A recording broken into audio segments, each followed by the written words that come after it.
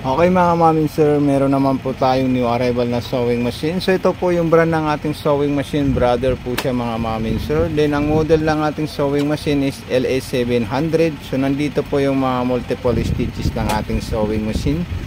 So pag pinindot po natin ito, ilaw po to ng kulay orange. Tapos yun na po yung lalabas ng design ng ating sewing machine. So ayan po siya mga mamin sir.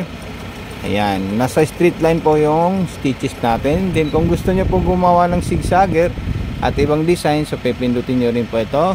Ayan, kahit saan po dyan, lahat po yan gumagana at nagpapangsyon mga mamin sir. Ayan, nasa zigzagger na po tayo mga mamin sir.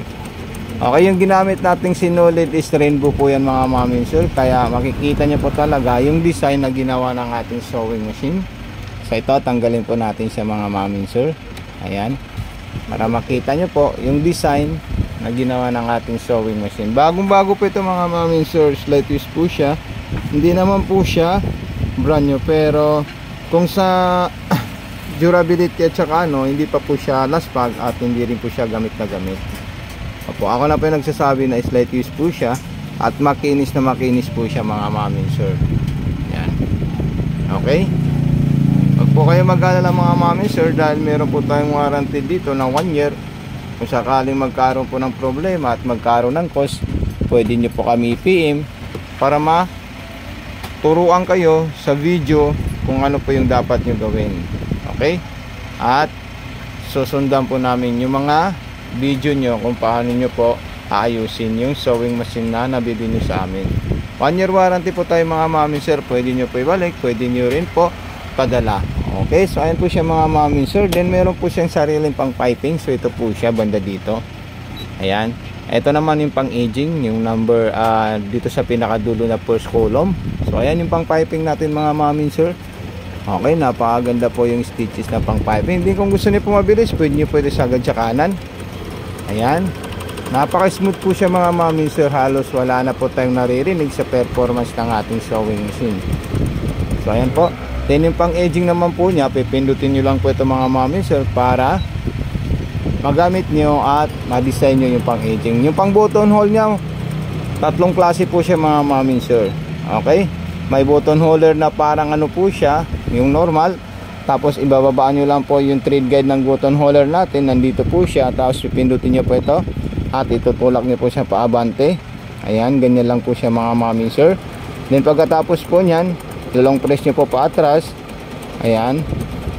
Then sumunod naman po dyan mga mami sir, abante na naman po siya. At tulak nyo po long press paatras para mabuo niya po yung button holder na ipapagawa nyo po sa kanya. Ayan. So ito na po siya ma'am, napaka perfect po siya gumawa ng wallet or button holder. Ayan, huwag nyo po kalimutan mag follow, mag subscribe sa ating Facebook account or sa Facebook page. Ayan, meron din po tayong YouTube channel mga mamin sir, Mato Panumpang. I-search po sa YouTube kasi nandun po yung mga video ng ating sewing machine. Okay, at doon din po tayo nag-upload ng mga cause, problem ng sewing machine natin. So ito na po siya mga mamin sir. Ayan, napaka perfect po yung performance ng ating sewing machine.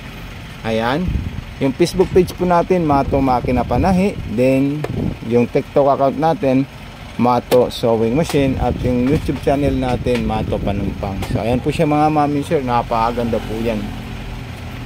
Panalong panalo po yung makakapag-mine dito at makakabili nito mga mami sir, kasi yung design nya marami, may mga button hole, may distance, tapos bago pa siya, at saka inverter na po siya mga mami sir.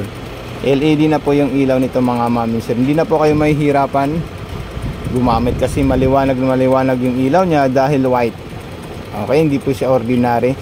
At saka power saver na po siya mga mami sir. Ayan. Okay, so ito na po yung sewing machine natin, Brother brand, model LA700. Ayan, napaka modelo na Brother po ito mga mami sir. Tapos nandito po yung drawer niya. Once na gusto niya po makita yung drawer, nandito po siya. Pwede po natin dyan ilagay yung mga iba't ibang klaseng gamit natin at yung mga freebies ng ating sewing machine. Okay mga mamin sir, kung nagustuhan niyo po yung video natin about dito sa sewing machine natin na Brother brand at LA700 model, paki-follow na lang po, paki-like po yung video natin mga mamin sir. So maraming salamat po sa inyo. God bless and more power po mga mamin sir.